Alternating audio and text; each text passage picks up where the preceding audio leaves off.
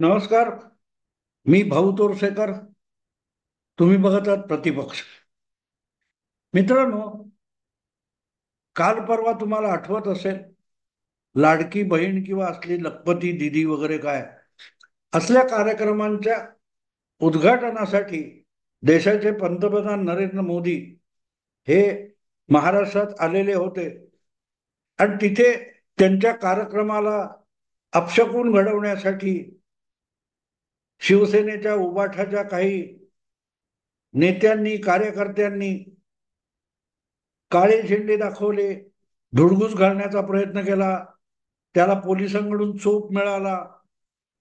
अर्थात त्याचं कारणही आहे की बदलापूरमध्ये जी घटना घडली आहे त्याचं निमित्त करून विधानसभा निवडणुकीपूर्वी हलकल्लोळ माजवून द्यायचा हा जो महाविकास आघाडीचा प्लॅन आहे आणि त्यामध्ये उतावळेपणाने झोकून दिलेली उभाठा शिवसेना आहे, त्यांच्याकडून हा प्रयत्न झाला.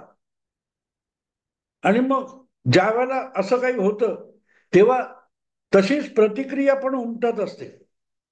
तुम्ही जर आमच्या नेत्यांच्या कार्यक्रमाला काळ्या मांजरासारखे आडवे जात असाल तर आम्ही पण तुमच्या कार्यक्रमाला काळ्या मांजरासारखे आडवे जाऊ, अपशकुन करू, अशी भूमिका सत्ताधारी महायुतीच्या पक्षांकडून किंवा शिंदे गटाकडून वगैरे घेतली गेली असेल तर मी त्याला गैरलागू म्हणणार नाही. असं होणारच. आता गंमत बघा मित्रांनो, हे झाल्यानंतर ठीक आहे, असं होत असतं. राजकारण ज्या पातळीवर आज आलेलं आहे त्या पातळीवर अशा गोष्टी अपेक्षित धरल्या पाहिजेत. आणि त्यामुळे मला असं वाटतं की संभाजीनगर म्हणजे औरंगाबादला जेव्हा आदित्य ठाकरे आपल्या उबाठा शिवसेनेच्या कार्यक्रमाच्या निमित्ताने गेले होते तेव्हा त्यांचा दौरा आणि त्यांचा कार्यक्रम याला अपशकुन करण्याचा प्रयत्न मला वाटते शिंदे गटातर्फे किंवा भाजपकडून झाला. खरं तर तसाच एक प्रयोग मराठवाड्यातच राज ठाकरे गेलेले होते तेव्हा सुद्धा झाला. तेव्हा राज ठाकरे हे राज्याचे मुख्यमंत्री किंवा केंद्राचे काही मंत्री वगैरे होते का? नसतील. तर राज ठाकरे हे मराठवाड्यात आपल्या पक्षाचा प्रसार प्रचार करण्यासाठी किंवा संघटनेची काही चाचपणी वगैरे करण्यासाठी गेले असतील. तर त्यांच्या समोर शिवसेना उबाठाच्या पदाधिकाऱ्यांनी, जिल्हाध्यक्षांनी वगैरे धुमाकूळ करण्याची गरज नव्हती.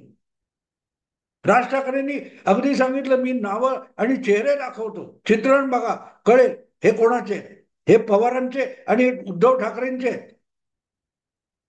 हे मी एवढ्यासाठी सांगतोय की जेव्हा आपण करतो तेव्हा ते आंदोलन असतो आणि समोरच्यानी केला की तो धुडगूस असतो. असलं जे शहाणपण सांगण्याचा प्रयत्न होतो. संजय राऊतांनी सांगितले मध्ये असं काय झालं तर आमची सत्ता आल्यावर ठोकून काढू. काय भाषा आहे बघा. म्हणजे सत्ता आली की आम्ही आमच्या विरोधात असलेल्या पक्षांना ठोकून काढू, ही भाषा आहे. आणि खरोखर सत्ता होती तेव्हा सुद्धा ठोकून काढायचा किंवा खोट्या नाट्या आरोपांमध्ये आणि गुन्ह्यामध्ये गुंतवण्याचा, अटक करण्याचा डावपेच खेळला गेला होता. नवीन नाही. पण हे आज मी एवढ्यासाठी सांगतो की या घटना आदित्य ठाकरे यांच्या दौऱ्याला अपशकुन करणं किंवा त्या कार्यक्रमात काही व्यत्यय आणण्याचा प्रयत्न करणं हे जर भाजप आणि शिंदे शिवसेनेकडून झालं असेल तर ते योग्य असं मी म्हणणार नाही. पण त्या निमित्ताने युवा सेनेचे अध्यक्ष आणि शिवसेनेचे 2 नंबरचे सर्वोच्च नेते आदित्य ठाकरे यांनी जे पांडित्य सांगितलं आहे त्याची हजामत करणं आवश्यक आहे. पण अचानक आदित्य ठाकरे यांना असं आठवलं की लोकशाहीमध्ये आणि निवडणुकांमध्ये फरक असतो. म्हणजे निवडणुका म्हणजे लढाई नसते, लढाईमध्ये वैचारिक विरोध असतो. का तर यांच्यावर लाठीमार झाला, त्यांच्यावर लाठीमार झाला किंवा एकमेकावर दगड फेकले गेले, काळे झेंडे दाखवले गेले, तेव्हा त्यांना एक नवीन शहाणपण सुचलेलं आहे की निवडणूक म्हणजे लढाई नसते, वैचारिक विरोध असतो. जर तुमचा वैचारिक विरोध होता तर त्यासाठी लाठीमारापर्यंत परिस्थिती पंतप्रधानांच्या कार्यालयात ते कार्यक्रमात का आणली गेली? मग त्यावर आदित्य ठाकरे यांचा खुलासा आहे, ते सत्तेत आहेत, आम्ही विरोधक आहोत. आणि विरोधकांनी सत्तेला आव्हान दिलं पाहिजे, सत्तेला जाब विचारायला विरोधकांनी जायचंच असतं. त्यामुळे आम्ही जर मोदींच्या विरोधात काय केलं असेल तर ते अगदी योग्य आहे. लगेच बघा, लोकशाही पदोपदी लोकशाही, संविधान, कार्यक्रम, आंदोलन, सत्याग्रह यांच्या भाषा कशा बदलतात आणि व्याख्या कशा बदलतात. पंतप्रधान हे देशाचे सत्ताधीश आहेत आणि म्हणून त्यांच्या विरुद्ध उबाठा शिवसेनेच्या नेत्यांनी, पदाधिकाऱ्यांनी धुडगूस केला तर त्याला आंदोलन म्हटलं पाहिजे. मग आदित्य ठाकरेंना समोर उभ्या असलेल्या भोरट्या पत्रकारांनी एक प्रश्न विचारायला पाहिजे होता की राज ठाकरे नावाचे महाराष्ट्र नवनिर्माण सेनेचे जे अध्यक्ष आहेत ते देशात कुठे नेमके सत्तेवर बसलेत? जिल्हा परिषद, महापालिका, विधानसभा, लोकसभा अशा कुठच्या संस्थेमध्ये राज ठाकरे यांची सत्ता आहे?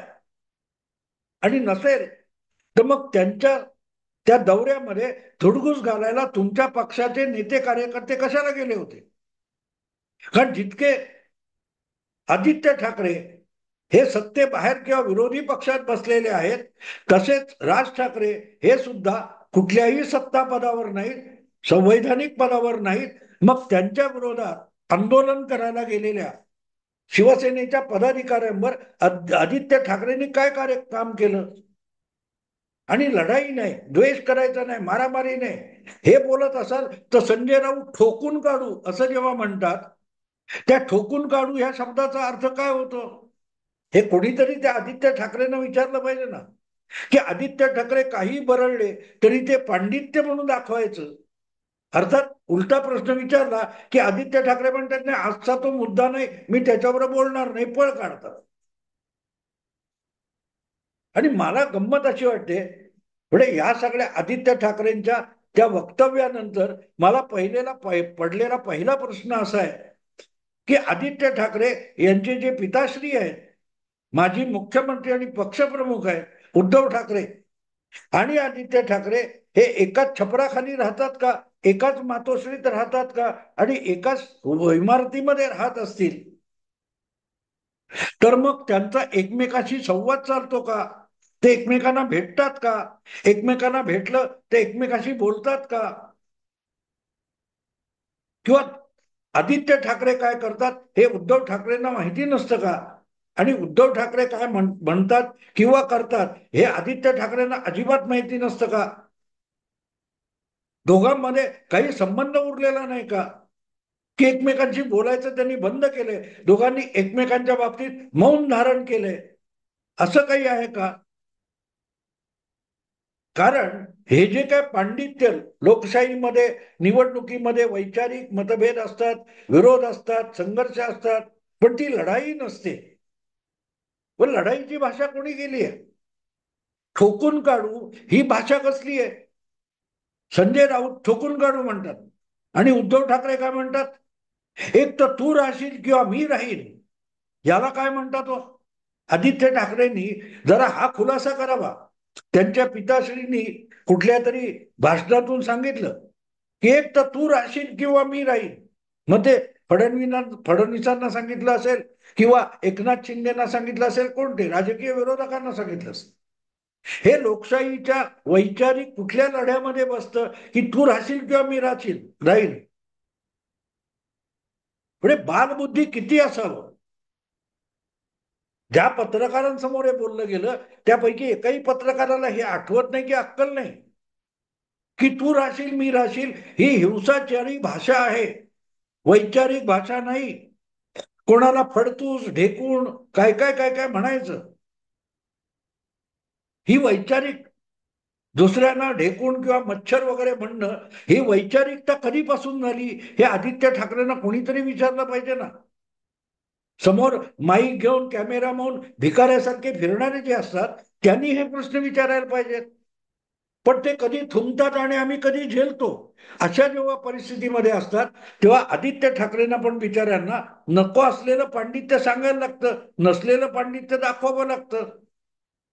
आणि म्हणून पण मला असा प्रश्न पडला की ठीक आहे, पत्रकार मीडिया काय करतो सोडून द्या, पण ज्या वेळेला भाजपवाल्यांना हे पांडित्य किंवा एकनाथ शिंदेना हे नवज्ञान आदित्य ठाकरे देऊ बघतात, तेव्हा आपल्या पित्यालाही या ज्ञानाची अत्यंत तातडीने गरज आहे. आपल्या पक्षाचे प्रवक्ते आणि संजय राऊत काका यांना तर त्याचे दिवसाला 2-2, 4-4 डोस दिले पाहिजेत. हे आदित्य ठाकरेंना का कळत नाही? संभाजीनगरहून आल्यानंतर पहिली गोष्ट काय करायची, तर सामनाच्या कार्यालयात जायचं आणि संजय राऊत यांच्या कानखडीत छटफटीत दणका दणका देणारा फटका कानाखाली आवाज काढायला पाहता. ही काय बोललात तुम्ही? ही लोकशाहीची भाषा आहे? निवडणुका असतात, निवडणुका म्हणजे लढाई नाही, ठोकून काढू असं का बोललात? असं आपल्या काकाला म्हणजे संजय राऊतांना आदित्य ठाकरे यांनी खडसावून का विचारलं नाही? कारण आदित्य ठाकरे जे काय बोलतात, बरळतात, ते त्यांनाही कळत नसतं. आपला पिता काय बोलतो तेही त्यांना कळत नसतं किंवा ते ऐकत नसतात, आणि संजय राऊत तर बरळतच असतात. भाषेचा, आशयाचा, शब्दाचा ताळतंत्र कुठे उरलेला नाही. आणि जेव्हा आपल्याला फटके बसतात, आपल्या पाठीराख्यांना फटके बसतात, तेव्हा त्यांना निवडणूक म्हणजे लढाई नसते असलं पांडित्य आठवतं. वा वा वा. आदित्य ठाकरे विसरला नसाल तर विमानतळ ते विधानसभा जाताना वर्डीतूनच जावं लागतं अशी धमकीची भाषा तुम्हीच बोलला होता. ती कुठची वैचारिक भाषा होती? जे एकनाथ शिंदे वगैरे 2-2.25 वर्षापूर्वी सुरत, गुवाहाटी वगैरे गेले होते आणि गोव्यात येऊन थांबले होते, तेव्हा गोव्यातून मुंबईत येताना आणि विधानसभेत जाताना, विमानतळावरून विधानसभेत जाताना वर्णीत काय हारतुरे देऊन आदित्य ठाकरे सत्कार करणार होते. आपली लोकशाही आहे, काही चिंता करू नका, तुम्ही खोके घ्या, गद्दारी करा. पण आपण वैचारिक लढाई लढतोय, तेव्हा इतका दौरा करून 10-8 दिवसात आलात, तर तुमचं स्वागत करण्यासाठी आम्ही कमानी उभारल्यात, पुष्पगुच्छ देतो, असं करायला वर्णीमध्ये आदित्य ठाकरे उभे राहणार होते का? अर्थात त्यांच्या धमकीचा काडीमात्र परिणाम झाला नाही, कारण त्याच वरळीतून विमानतळावरून निघालेले त्यांचे गद्दार आमदार विधानसभेत सुखरूप पोहोचले. आदित्य ठाकरे काहीही करू शकले नाहीत. त्यांचे ठोकून काढणारे काका सुद्धा फक्त थापा ठोकत बसले, आणि वडील तर त्या काळामध्ये आपल्या घरातून, बंगल्यातून बाहेर पडत नव्हते. माझा मुद्दा इतकाच आहे की बाबा, जे जे बोलताय ते कोणासमोर बोलताय, का बोलताय, त्याचा आशय आणि अर्थ काय होतो एवढा तरी लक्षात घ्या ना. की अगदी रोजच्या रोज खुलचटपणा केलाच पाहिजे असा काय आग्रह नसतो, असा काही आग्रह नसतो. तेव्हा निवडणूक ही लढाईची असेल तर अशी भाषा बोला, काही हरकत नाही, पण मग हे पांडित्य शिकवू नका. हे पांडित्य शिकवू नका. आणि आपल्या पित्याशी वगैरे बोलायला सुरुवात करा, आपल्या लाडक्या काकांशी बोलायला सुरुवात करा. ते निदान काय बोलतात ते ऐकायची सुरुवात करा, ते समजून घेण्याची तयारी करा. काय पोरकटपणा, म्हणजे बालिशपणा किती आलाय बघा राजकारणात. राजकारणात बालिशपणा किती आलाय. आदित्य ठाकरे यांचं वय लहान आहे, पण म्हणून असा बालिशपणा करायचा आणि त्याला पांडित्य सांगत असल्याचा आणायचा, याची गरज आहे का? तिथेच शिवसेना घसरलेली आहे. तिथेच शिवसेना घसरली आहे. व तुम्ही असलं काहीतरी पांडित्य सांगितलं की नितीश राणे मैदानात येतात आणि तुमच्यासारखा तो किरकिरा आवाज काढून तुमची टिंगल करणारी नक्कल करतात. इशारा देण्यासाठी सुद्धा खणखणीत आवाज लागतो, तो सुद्धा तुमच्याकडे नाहीये. आणि मग डोळे इकडे तिकडे करत काहीतरी रोज टक्केवारी बद्दल बोलायचं. अरे एवढ्या कोवळ्या वयात आदित्य ठाकरेंना लाखो आणि करोडो रुपयाच्या कॉन्ट्रॅक्ट आणि टक्केवारी हे समजलं कधी? पाळण्यात घेतलेलं बाळकडू आहे का? 32-30 वर्षाच्या वयात तुम्हाला महापालिकेत या कॉन्ट्रॅक्टमध्ये इतकी टक्केवारी मिळते, सरकारने दिलेल्या कुठच्या महामार्गाच्या कॉन्ट्रॅक्टमध्ये इतके टक्केवारी. हे काय चाललंय? काय चाललंय आदित्य ठाकरे?